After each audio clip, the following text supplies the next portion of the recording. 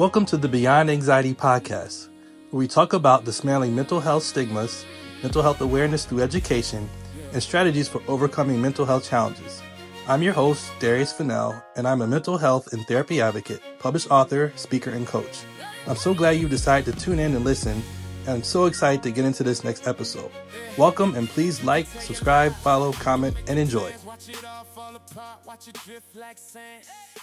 And welcome back to another episode of the Beyond Anxiety podcast. I'm your host, Darius Fennell, and this is season 3. And with me, I have a special guest, Miss Brittany Johnson. A little bit about her background. She is a soulpreneur, a poet, author, speaker, educator, and founder and creator of Soul of Soul and SOULpreneur Consulting. And before we even get any further, I just wanted to give you flowers up front and say it's not only a pleasure to have you on the show, but just being able to connect with you on social media. I've been inspired by you. I have your, where is it? I had your book. It was sitting over here somewhere, but it was one of the things that I was on the fence about writing one myself. And then I saw you do a book release and I was like, you know what? I got to go for this thing. So that along with your posts that have been, comical and some of which have been very, sincere and serious, just been like, you've been one of the folks that had me to come out of just hiding behind my little memes when I first got started back in like 2019. So sometimes we notice people, we don't really say anything, but it's like, you know what, if I ever had the opportunity to say all these things, I'm going to say it before the show and the audience. And again, it's a pleasure to have you on. And at this point, I'm going to have you tell us a little bit more about yourself and we will go from there. Well, thank you, Darius, for having me on. And my goodness, you dated like the timeline from Loving Eve and when it came out. So that means that was like 2022-ish, Yeah. 2021, I think, Yeah. which means that, geesh, it's been like 5 years since we've been following each other and supporting each other's journey, which is so beautiful. And just thank you for those words. And thank you for having me on here today. Cheers to season 3. Thank you. But yes, I am a soulpreneur. I consider myself the architect of people's dreams. I feel extremely confident in saying that. It took me some time to really get clear about what is it that I do? Because I just do a lot of things, a lot of great things, but it's like, well, how do you articulate that? And so, yeah, I am the architect of people's dreams. And SOULpreneur Consulting has been around now going into 4 years, starting this June. It'll be officially 4, which is wild. Awesome. I have had the pleasure of coming to a couple of your workshops. And I know we did like some mindset work. We did a bunch of different things. And I was like, yeah, this is, because I'm just sort of getting started in my journey as well. And so I was very interested in listening to a lot of things that you had to say on there. So, and likewise, I know you have shared a lot of things on your Instagram account, other places about different challenges and mental health and all of the self-love aspects that go into like your journey, not just with entrepreneurship, but just with life in general. And that was one of the reasons why I was like, yep, definitely want to have her come on the show and talk about those different things. But one of the things that I know stood out, at least as I was going through your website, just a little bit of background information on you, is self-love is one of the big kind of proponents of some of the things that you talk about. So can you share about that journey? Because I know my first year of therapy, that was one of the things I noticed that I really struggle with. Like from day one, my counselor had pointed out to me and I was like, oh my, like we have a lot of work to do here. So can you share kind of along the lines of what your journey has been with that? Yes. Well, trust me, you are not alone in that because my journey of self-love, and I always love to say it's an ever and evolving journey. It is never over. Even today, 5 years, 10 years from now, there's always parts of me that will be continuing to practice self-love, right? So I always love to say that. It's like, I'm not fully healed out Right. here today. Right. But I would say therapy was really what got me on that journey very similarly. And so it was after a very traumatic breakup. And, I just felt stuck. I felt really lost. I felt like I didn't know who I was ultimately. I was like, who is Brittany? I poured so much of my time and energy and resources, you name it, into someone else. And therapy was really the journey that gave me the language to identify what it was that was happening for me. Mhm. Words like codependency and being a codependent, right? Like that was something that I was like, yes, these are patterns. Talking about trauma, childhood trauma, right? And what that actually meant and how that has actually played out in my relationships, Yeah. romantic and not. Yes. So I owe a lot of that. And all of that came from self-love, self-respect. The fact that I didn't love Britney. I would rather put someone else on a pedestal. I would rather pour all of my energy into other spaces or places, even if they didn't fill me. And so the work was and is always, Brittany, how do you love yourself truly unconditionally and know that like there is no one else above you besides God in the universe. Like you are on that pedestal, girl. Right.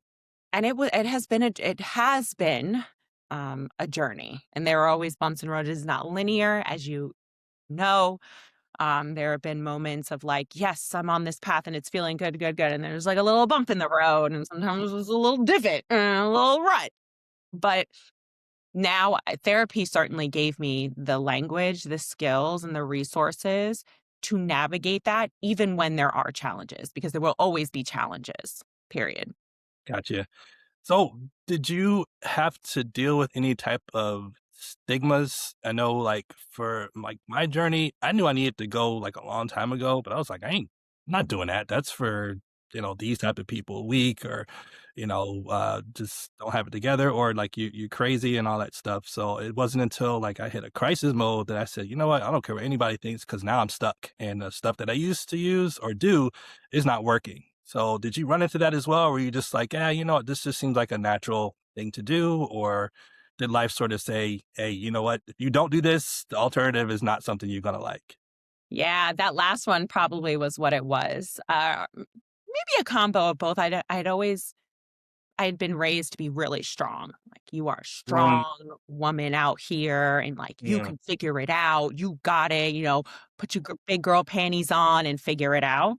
And I got to a place where I was like, well, these panties ain't gonna work because I can't pick them up. I don't, what? I don't know what to do. And it felt that it was the thing. Like I was like, you know what? Let me try therapy. And I was very grateful, very lucky and blessed that my first therapist was phenomenal. Like was with her for many years on this journey. And, unfortunately, that's not everybody's experience.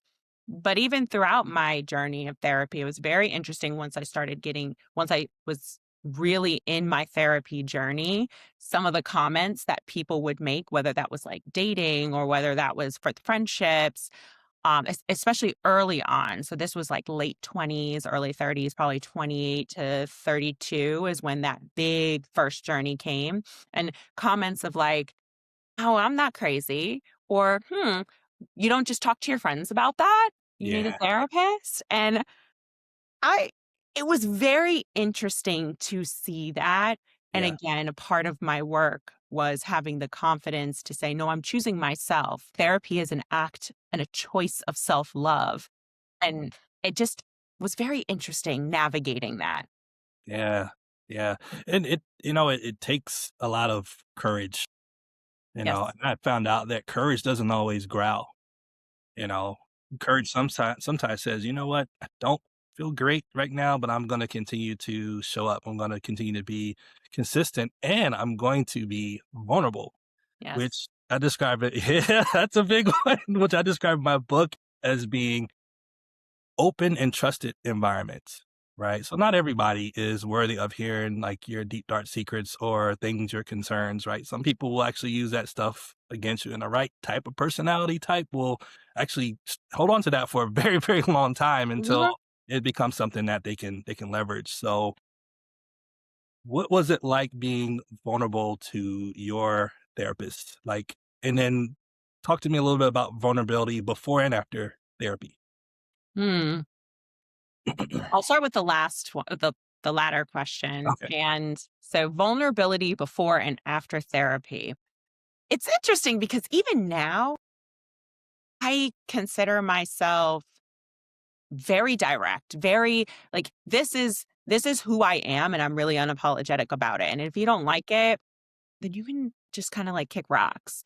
And so I have found myself, even social media and beyond, just being really open about my journey and some of the hardships, even in entrepreneurship. Like it is not roses and butterflies out here, people. It is a grind and it is a lot of work. I love what I do, but it is also it can be intense and I'm open about that. And I think again, it comes back to the self-love. I didn't love myself. And so the thought of being open with others and allowing them to see me fully, my flaws and my growth areas, even the things that made me beautiful, right? Definitely I was, very tough on the out exterior. I didn't really want to share too much, or I didn't want to let people know if I made a mistake. Oh my gosh, perfectionism, making mistakes, like all of that, couldn't do it, even apologizing. I would say certainly after, of course, all of this is still a work in progress. There are still things that I work on. I like to be right. That's one of the things, but nonetheless, I have found that it's been liberating sharing my story.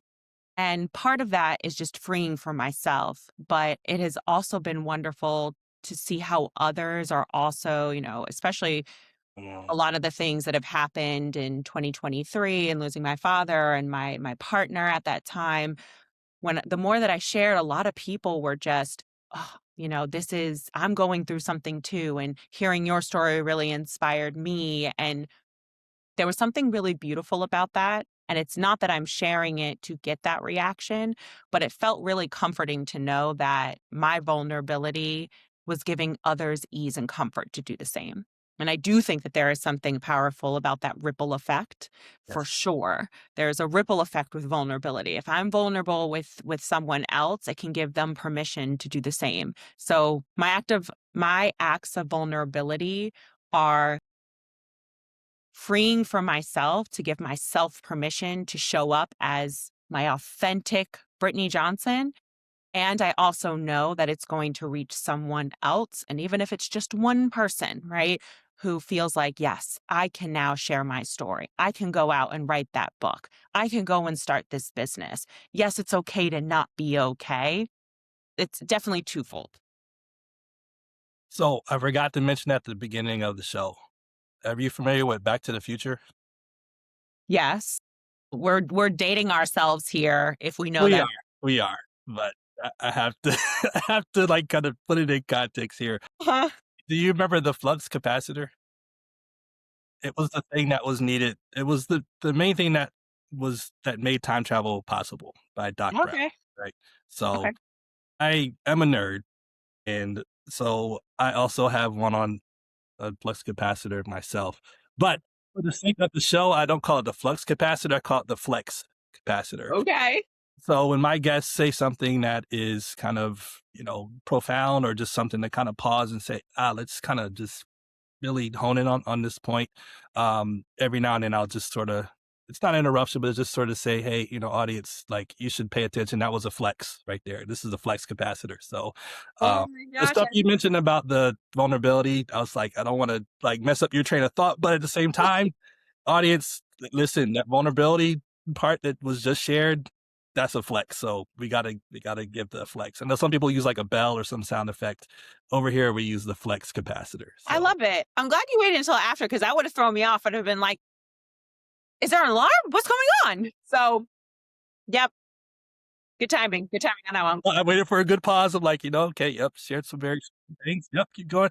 Okay, now we're Yes. going to But flex. now I know. So if Yes, it's mid sentence, I'll just be like, oh, keep going. yep, I'm gonna keep, all right. yep, I got you. yep, yeah. And thank you for excuse me, sharing all that. And again, I want to even pause here and say, sorry for your losses. I think I do remember when you had posted some stuff on Instagram about that, and I was like, wow, those seem pretty close together. Like that's a lot.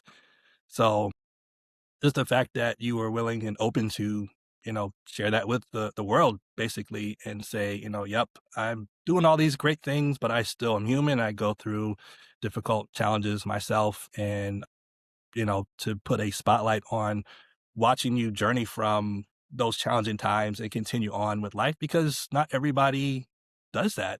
Sometimes people hit those challenges and that's it forever. They don't recover. Yeah. My mother-in-law, who's a social worker, had to remind me that. She was like, "The dark places you've been," she's like, "some people don't come out of that." And I was like, "Dang, I was so focused on me that I was like, I'm just trying to come out of this. I didn't think about the others who didn't." And so when you also shared about people who were connecting with your journey and the vulnerability and say, "Hey, you know what? Like, me too." That was the whole reason why I came out from behind like the shadows of just creating these little clever memes in Canva, right? It just kind of posting and just sort of, ducking away like, "Oh, look, there's something nice to."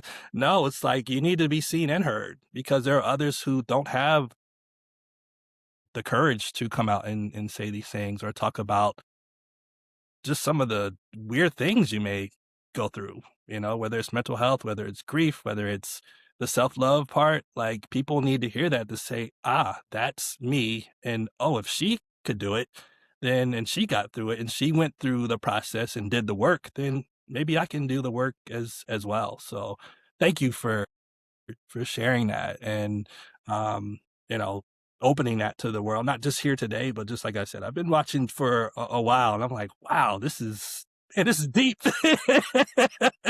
Like sometimes I come on and, you do these sketches and they'd be hilarious. And other times I'm like, oh man, that was heavy, good Listen, Lord. it's the permission to have the spectrum. Yes. Like there are some things where I can be hella funny if I say so myself, and quirky and weird and awkward. But then there's this other part of myself that gives I like to give myself permission to be that passionate, fiery. I'm not going to take ish. Like, let me Yes. remind you who I am. And then there's also this element of like I am grieving. I will always be grieving. Like grief is a never, on an ongoing journey. And there are some really dark moments and there are real hard, challenging times professionally and beyond. And I didn't grow up or I don't see often on social media that level of vulnerability. And I've given myself permission to say, you know what, I'm going to do it. If I don't see it, then maybe it's the opportunity to actually just go out and do it yourself. So that has been and then when people reach out and they say, "Oh my gosh, thank you so much for sharing this." Yep. Hey, Slow flex, slow flex. I love it. I love it. I love that we can nerd out on it. Honestly, it's great. I've embraced that part of me for years. So I'm like, look, I'm goofy. I trip a couple times a day. I drop my phone all the time. It's just who I am. So, and Yep. I'm all right with that. So, you know what? It works. One of the things that you mentioned earlier was about being raised to be the strong one. And I know like for depending on like the culture, sometimes like there are men who have that same kind of thing where, we're not allowed to show weakness and all that other stuff. And could you talk about how that may have also contributed to just like high functioning stress, right? Yeah. It's you've been strong and have had to been strong for so long. And sometimes the environment sort of dictated that because like this, like, look, I'm not trying to be fake or anything else. I'm just trying to survive the environment that I'm in. But at the same time, like it does take a toll because none of that is actually sustainable, nor is it healthy. And your body, at some point, your nervous system will tell on you and it will manifest in some of the weirdest ways. But could you share, your journey where having to be that strong person for too long and not having that window or season of rest took its toll on you? Yeah. Great question. I grew up in a very female dominated family. Like, I obviously had my parents and my brother. I'm the oldest, but outside of that, my dad's side is very heavy female dominated. And so I grew up seeing strong women and Mm, strong, like super emotional, but also really like if there is an event or anything or a family function, they are going to take over and they're going to do it. And that's still honestly how it is today. I had all female cousins. Like, I don't have any male cousins. My brother is the only male out of like 16 of us. But and so I think that was, like, part of it. If I think about, like, the family unit of and I'm on the older end of, my cousins, right? Not the oldest, but, like, kind of somewhere on the older end, and so you think about that, then I'm the oldest in my immediate family unit, and then there's a strong female presence. It was like, no, I had to be a badass female out here, a badass woman, right? Like, I'm gonna go and get a really great degree, I'm gonna get a master's, I'm gonna work my way up the education path. I'm going to be a superintendent. Like, there was this element of being strong and successful, right? And like that was what ultimately felt like it was what was my identity, right? And so I would also say that I'm a high functioning, a high performer, even though I struggled my whole life with anxiety, mm, literally my whole life. Like, I remember even sometimes in middle and high school, I would, feel like I had, like, these chest pains, and we would go to the doctor, and they were like, "No, it's fine. It's just, anxiety." And I was like, "Okay." But it was, like, never, like, addressed. And so, I go through this whole life, and then there's these other circumstances now that I'm an adult and out in the real world where I'm not protected from those things. And there does come a point where it's like, "You can't hold this anymore." For me, it was the breakup. Actually, yeah, it's about 10 years ago now. Dang, about 10 years ago since that bad breakup, that it yeah. was really just a buildup of things. And the breakup itself was, yes, it was traumatic, but it wasn't just the relationship. It was a relationship I had at work. And what success and perfectionism meant. It was a relationship that I had with my parents. It was the relationship I had with friends and you name it, right? And that kind of all came to a head. And so had I addressed some of those years ago, probably wouldn't have been there. And imagine if I didn't address it then, 15, there would have been something else, right? Yes. And so that was like the moment for me of, oh my gosh, that was the breaking point of I have to pause. Something's off internally, and I need to figure out what that is and how I get myself back to. I don't even know if I could have I don't even know if I would have thought of like get back to self is ultimately what it is, but it was really a journey of figuring out who I was. Oh, yeah, the convergence is no joke.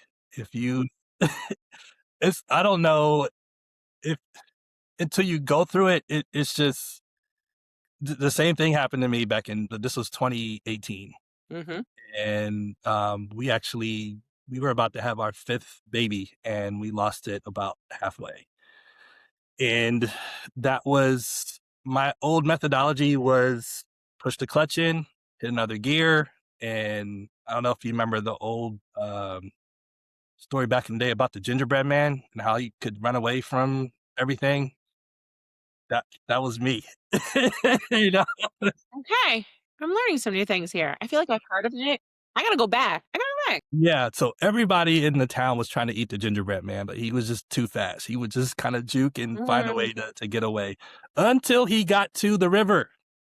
He knew he could not swim in that because the water would make him turn soggy and that would be the end of it. Well, it yeah. was a good old alligator that said, "Hey, man, hop on my back. I'll take you to the other side." Okay. Gets on the alligator. Alligator is taking him, and next thing you know, he gets lower and lower. So the gingerbread has to get closer and closer to the alligator's mouth. They don't even make it to the other side. Alligator flips him up in the air, eats him, and that's how the story ended. These stories, was this in a nursery rhyme or something? Because back in the day, our stories were actually quite dramatic. Pretty sad. My mom used to read that one to me, and I'm like, okay, is there anything else? Did he jump out of the mouth? No, that was the end of the story. But Gosh. yeah, right. No, I have not heard that story before. Yeah, because the running kind of line was run, run, run as fast as you can. You can't catch me. I'm the gingerbread man. I used to love the Okay. way my mother was an educator and she did reading, and so she would put this dramatic stuff behind. I would love when she would say that line until we got to the end of it, and I knew it was going to happen because he couldn't swim. So I said I had to say the convergence sometimes will bring you to that alligator, whatever it is, and you think you're going to get to the other side of this using the same methodology. There's no more running. The alligator has to eat you at this point, and there has to be a period of sort of, darkness to come to terms with things. Yeah. It sucks because for me, like you said, like I have to be right. I feel like I can get the answer. Everything is figure outable, right? Until it wasn't. And I got my first taste of really dispelling the lie that I felt like I was invincible.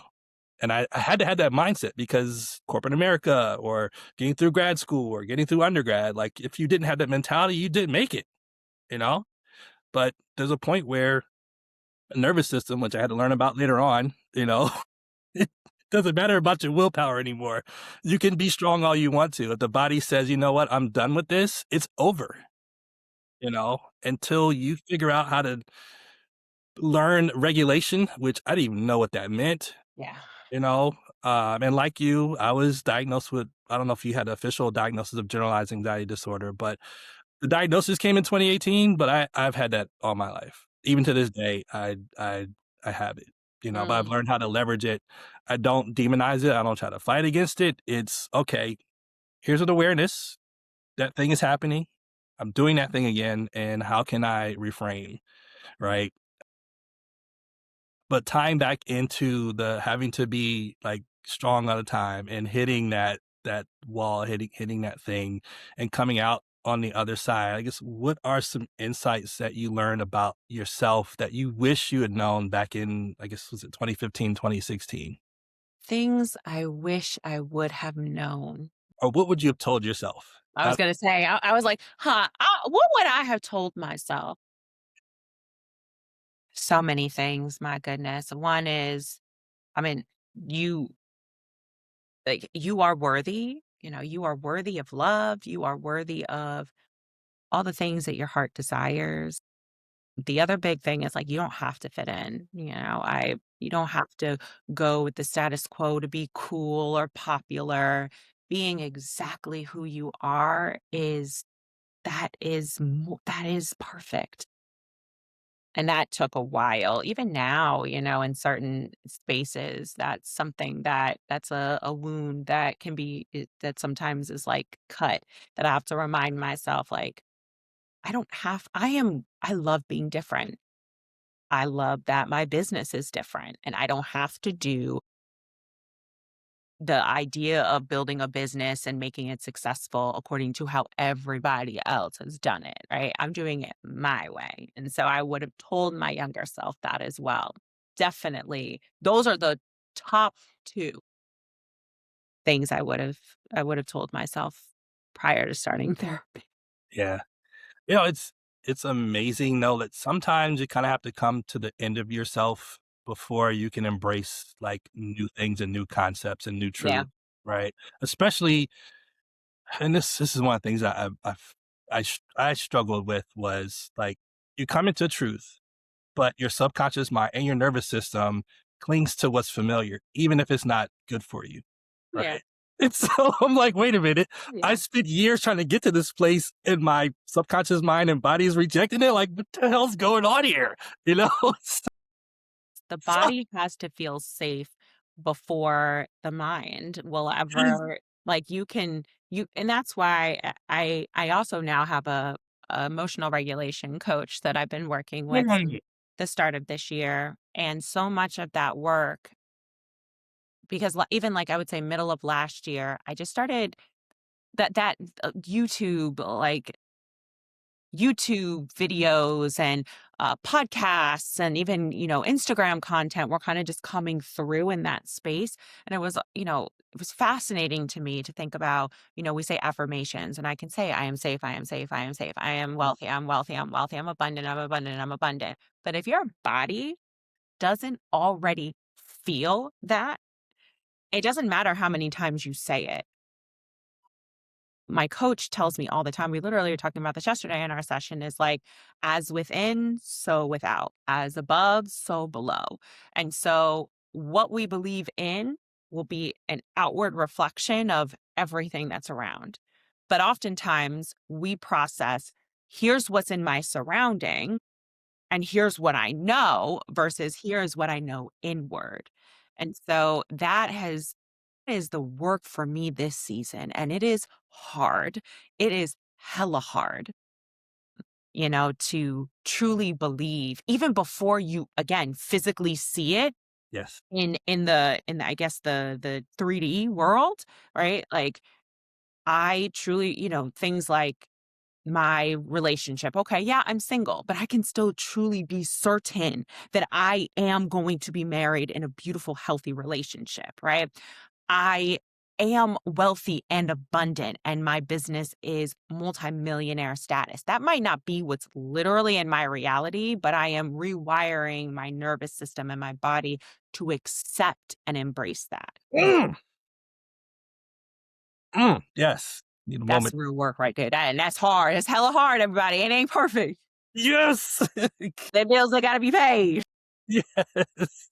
Yeah. That when you mentioned that, it reminds me how I was able to like finish my own book because I started off on fire, right? I mean, just hit the ground, I'm blazing. And then next thing you know, all these voices came like, sir, you don't have a degree in mental health. Like, who's gonna listen to what you have to say? And then I started writing. I started rearranging chapter 1 and 2 and the introduction, and I start flipping those around. Next thing I know, like months went by and I stopped writing. And it wasn't until I did like you just mentioned, right? Not just saying the affirmations, but feeling and experiencing those things in your body that I think after about, I think it was a week, I got a good week of some good affirmations. And not just that, but I use like a visual thing where I have like I don't want to call it a vision board, but as I speak to each picture that's on there, I say it like it's already happened Yes. and with gratitude. And next thing I know, after about a week of that, it didn't matter what my emotions were. It didn't matter like if I felt tired. Now you honor your capacity, right? Like if today you can only give 10 minutes, then that's what you give, right? But there was a momentum that it kicked in from doing those things that you just talked about to where I got to the point where I was like, the earth will have to end in order for me to not finish this book. So it wasn't, I mean, emotions were involved, but as you know, those kind of come and go. But that momentum of where I wasn't convincing my brain, I was conditioned here and here. And at that point, I think maybe 60 days went by and I had a book in my hand ready to sell, just like that.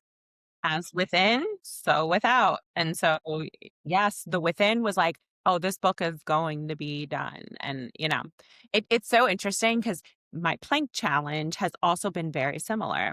When I started, a client of mine had mentioned that he did a 4-minute plank. And I said, oh, I'm gonna try and do a 4-minute plank. And I said, you know what? I'm actually gonna do a 4-minute and 20-second plank before my birthday on April 20th, right? Prior to that, I was like 4 minutes. I can barely hold myself up for 30 seconds, right?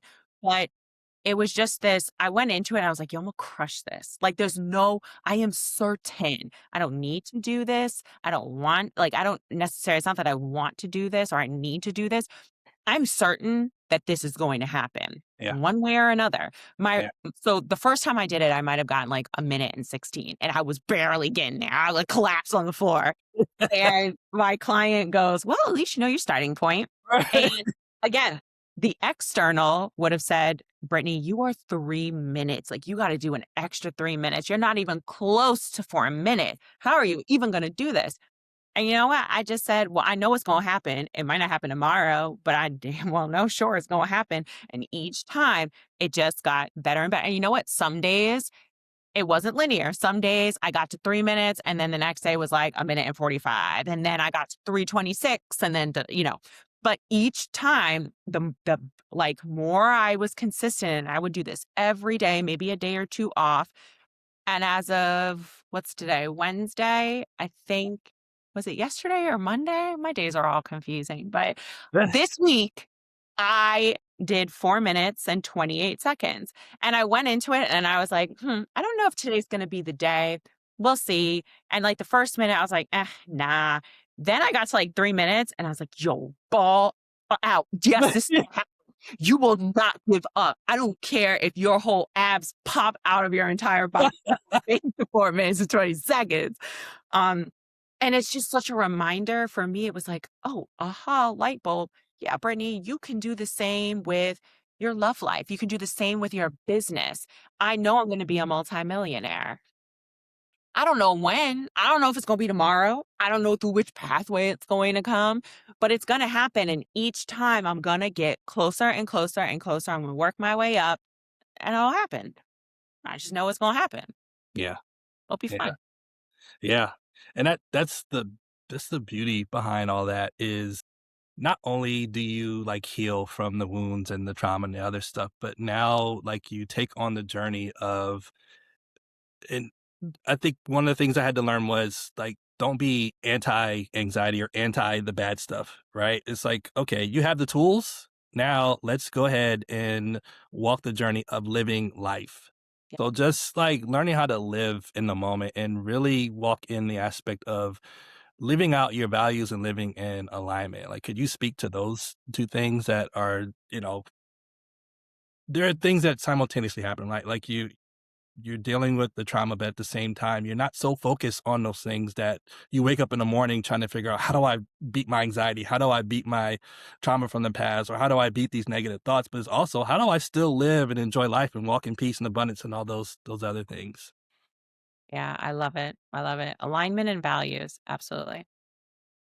Yeah. So let me ask you this, because this is one of like my non-negotiables, right? And that is journaling. Is that something that you find yourself doing or using? I know a lot of people now, we're in the age of electronics and stuff like that. Like I have to physically write stuff. Like I don't mind doing like the voice memo or even recording stuff, but there's something about having like a pen or pencil in my hand and physically writing that it's just a little different from typing something or speaking it into a microphone. So is that something that you use and leverage? Yes, I fought it for a while, even though I was, published a poetry book and I wrote my poems. And then there became a season of, no, like I got it. It's like, it's here. I got it. Like, yeah, I'm good. And I'd say middle of last year again was when I was in a very pessimistic space about like Mhm. lots of things about my business and it's not fair and why is this so hard and I'm never gonna blah blah blah blah blah. And same thing about my health or my body image and all. I felt like everything was just nothing was good enough. Nothing was ever gonna work out. Life is so hard. Woe is me. And then I had to just like snap out of it. You ever have one of those moments where it's Oh, like, wait, hold up. Hold a pause, hold the phone. And journaling was what called to me. And I became very religious about incorporating that, especially into my morning routine, but then also my night routine. It was just the difference. There was a shift in writing it out, whether it was just a literal brain dump and just getting it all out to yeah. actually writing out all the opportunities and all the abundance that were around me to remind myself that Brittany, there are so many, there's always going to be a next client. That's another thing that my coach also, instilled in me. She's like, there's always going to be another client. Like you ain't got to worry about it. Like it is going to be okay to, planning things out or just expressing gratitude at the end of the day. Expressing gratitude in my mind versus actually writing it out, two very different things. So to your point, I found a shift in my mindset, a shift in the way of which I moved Mhm. from doing that. And I still do it. Really still try to. There might be a day or two where I'm off, especially if I'm traveling. I know it's like extra hard, but I bring that journal with me. I'm pointing because I'm looking at it right now. It was my Christmas gift from my sister-in-law and my brother, because they knew they could see me like journaling all the time. And they gave me this really out, it actually has my name on it. Nice. You Very know? nice. And it is just, and this color was like calling to me too. I don't know why, but yeah. So journaling is such a great practice. I highly recommend it. And for those who are extra resistant to it, just like myself, I get it. Give it a week. Try Yes. 1 week of just every day, the first thing or the last thing that you do, having a journal. And I would highly recommend, again, not on the phone or on your laptop. There is power in writing it out. So, you know, Definitely. just my 2 cents. Who am I though? I don't know. No doubt. So when you mentioned about like battling with anxiety all your life, and we just started talking about a major tool, what are some other tools that you use to help you to, what's the word I want to use? Not beat anxiety, because here's one of the things that I learned in my little journey, right? Anxiety, as well as some of the other emotions, right? I had to stop labeling them as like good or bad, evil or helpful. The thing is that I realized was they are all messengers. Now, I wish I could remember the author's name of Mm. audiobook that I read.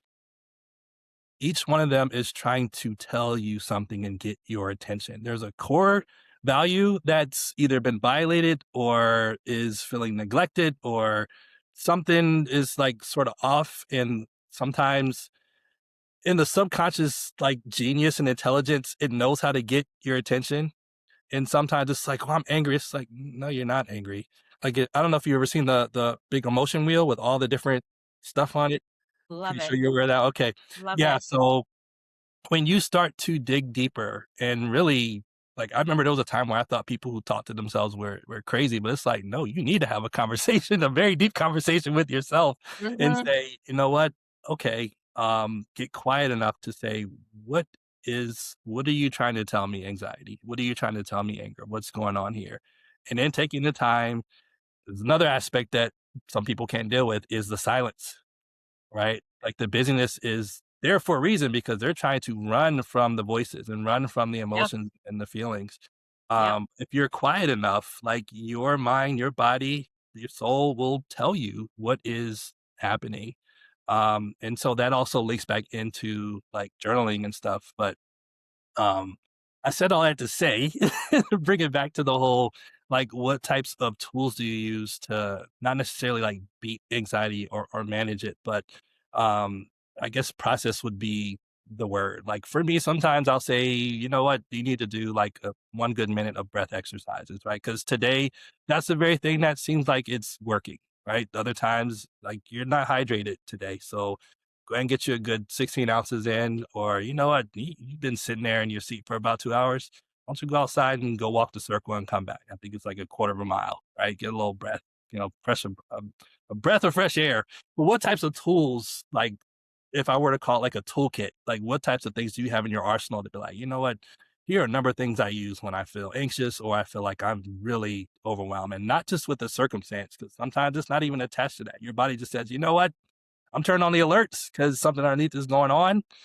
Can't tell you what it is yet, but you ignored us yesterday, so we had to turn the volume up. So Yeah.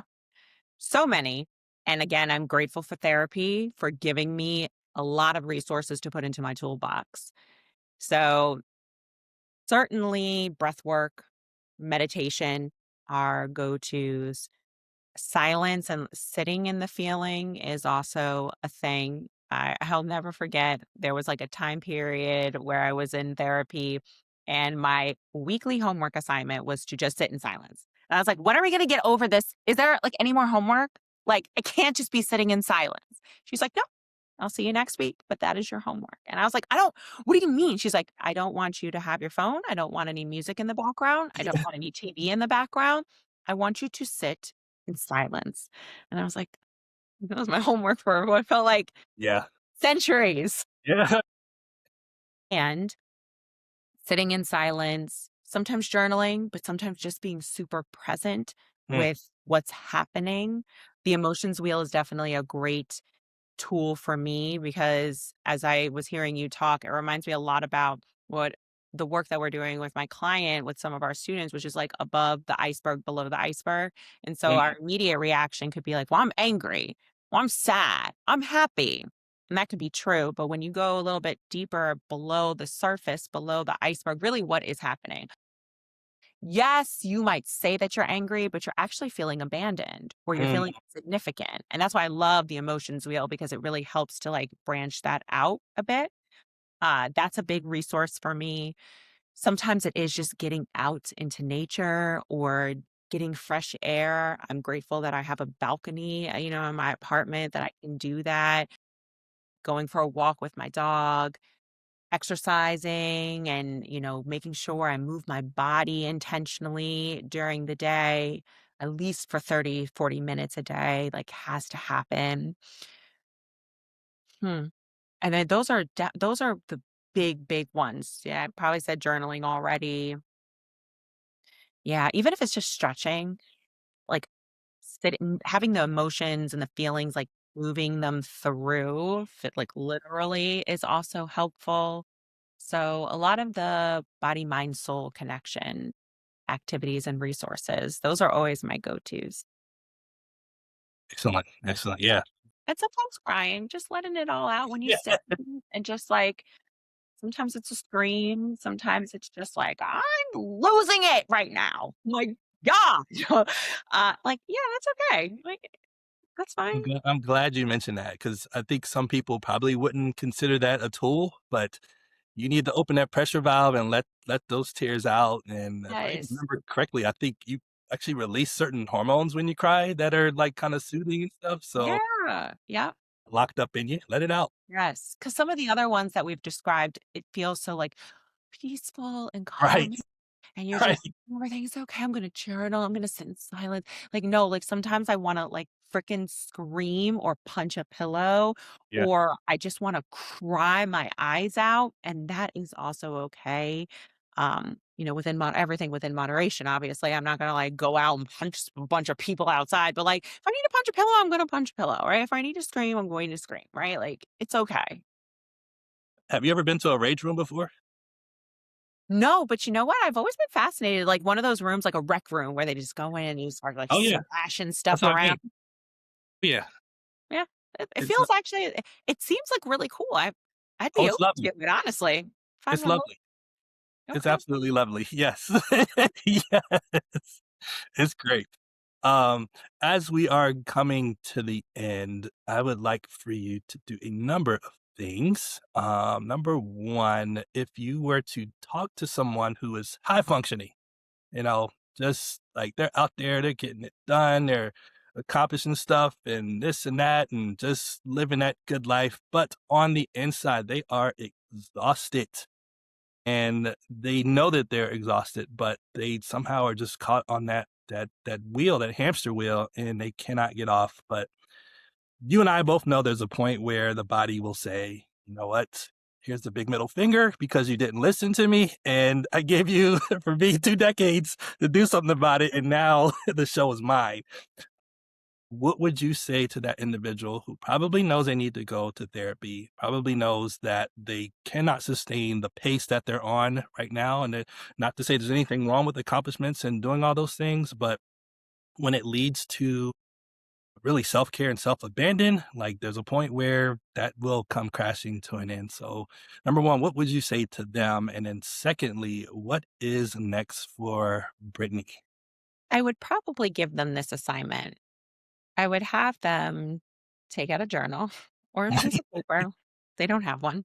And I'd have them write out just a brain dump of all the things that they want out of life, all the Mm, feelings, all that, like, literally write it all out, right? And I'm sure a lot of it, like, what I don't know, they want liberation, they want safety, they want choices, and blah, blah, blah, blah.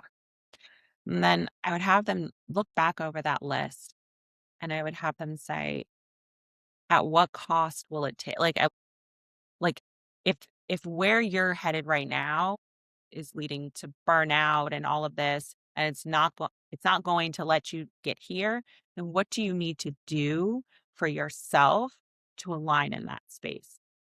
What are the bold and brave, courageous decisions, that uncomfortable decisions that Mhm. you need to make in order to align there, right? And just have them list that out too. And that might just be a starting point, right? That might be a starting point.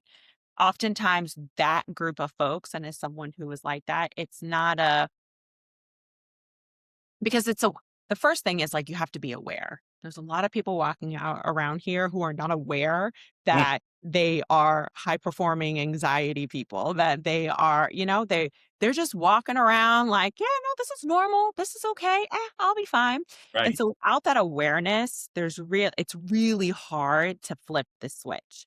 And so oftentimes that switch is a very catastrophic, traumatic event, right? It's the middle finger that the body is giving to you. Yes. So for people who haven't gotten to that level of awareness, I would would be a little different than people who are like, I know something's off and I know I can feel that I'm going to get to a point. That exercise would be for that group of Mm. people. Mhm. Um, yeah, yeah, journaling it out and seeing the life that they want. And then seeing, well, if this is where I want, but this is where I am, what are the bold and brave, courageous decisions that I need to make in order to align more with here? Because you talked about alignment, right? And a lot of the things they probably list are also values, right? They're the important family. I want to spend more time with my family. I want to be able to have freedom to choose how I move from day to day. Okay. Well, if that's what you're currently doing right now is not in alignment with this, there has to be a little bridge. So we're going to create the magical pretty bridge. Mm. And you got to figure out well, you don't have to, but there will be as you have this bridge, the bridge is the therapy. It's the what are the podcasts, the people that I need to reach out to in order to get myself across from one end to the next. Mhm. Yes. You. And Thank you. then to the second question, what is in store for what's next for me? Yes. Let's see, so many things. So as I'm going to think about it in this year, but I am just energized by, I stepped into this year, closed out last year and stepped into this year with a lot of clarity about who I am and what my work truly means and does for the people that it impacts, right? So Soulpreneur Consulting, I can confidently say like I'm the architect of people's dreams, right? We take people's great ideas and we actually turn them into a strategy and a plan and an actionable living, breathing thing. And so it is now aligning with amazing people that are about that journey. It's about continuing to make impact, global impact, right? In all of those spaces. That's definitely what I'm very energized. And then I'm actually looking at my 2026 year of alignment, and it has three buckets. I will literally read high value and impactful clients, abundant mindset, and then living in luxury, joy, and ease. Yep. And there's like a bunch of things about what I'm going to do in order to get there. But those are the three intentions for this year. Love it. Love it. Yes, that is what is in store. Love it. I love it. And so now we get to the fun parts of the show where we have our quick fire round. And as I mentioned in pre-recording, if you take longer than 5 seconds, you are thinking way too deep. Maybe the last may have you think a little bit. That's all. So are you ready? Yeah, let's go. All right. So first question is Netflix or YouTube? Netflix, Instagram or Facebook? Instagram. I knew that one. I thought about Yeah. not even asking that. I'm like, that's pretty obvious. Favorite season? Fall now. Mm. What was it before? Probably summer. I like a good tan. Okay. Comedy or drama? That is such a tie, but I'm going to go with comedy. Okay. So you need to get hype right now. What song are you putting on? Ooh, Who's That Girl by Eve. Hey. That's my inner alter. My what do they call it? Your You red know, carpet runway song. I got you. I got you. Yep. Apple or Android? Come on now, blue bubbles all the way. Sorry to all my green bubbles, y'all. Me. Thank you. Thank you. Apple, apple, apple. Chill night or turn up night? Chill. Book or podcast? Book. What is your favorite movie? I don't have a favorite movie, but I will say I have really been into the movies that are like series. So Bad Boys, Rush Hour, Equalizer, like Yep. those Yep. are ones that are, I'm like, oh, and then also Coming to America. There's so many. I can't even. There's Yeah. so any Will Ferrell movie. It's automatically on the list. Like I love him. All right. And the last question is, what current book are you reading, or what did you just finish reading? So I knew that one. I knew that one was going to come up. I knew this. I was like, Brittany, make sure. And I don't know the author's name. I would have to look it up quickly. But I have a book club, Soul of Soul book club that we started during the pandemic. We are in our Great. 6th year, and so every other month we read a book. So we are currently in our book club month of April, and it is called The Girls Who Grew Big. Mm. So that is the book that we are reading. We closed out, or we opened up the year with Black AF. Okay. A History by Michael Harriot. Phenomenal. So that was the last book we just closed out reading, and now we're reading The Girls Who Grew Big. Nice. Nice. Very good. Very Yep. good. All right. Well, we are at the end of the episode. Brittany, thank you once again for being on the show. It's absolute pleasure and honor having you on. Again, like I said in the beginning, you've been an inspiration. And just watching your journey and all the things you've been doing, all the funny things, the comical things, the serious things, it's just been great to watch and be in the background just saying, keep going, you got it.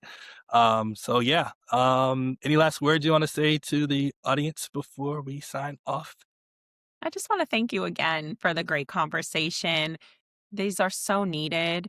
And this is clearly going to, reach people, the right people who need it in this moment or in that moment of their lives. And so I'm just forever grateful that we've been able to stay connected as we've gone through our journeys, and watched them and been witness to them. And I also have to give you a huge shout out because the song that you created literally is and immediately after I said, "Who's That Girl" by Eve, I was like, oh my gosh, my Soulpreneur song. All right. I actually have it as it's the song for my alarm clock. Awesome. Awesome. I love it. I love it. Yeah. So thank you again. I'm super excited to see all that you're going to step into for this year and excited to see the rest of the amazing folks that you have for season 3. I appreciate it. I appreciate it. Well, ladies and gentlemen, that is a perfect note to end on. So we will sign off here. You know the slogan, find your recovery path. Till next time, take care and thanks for listening.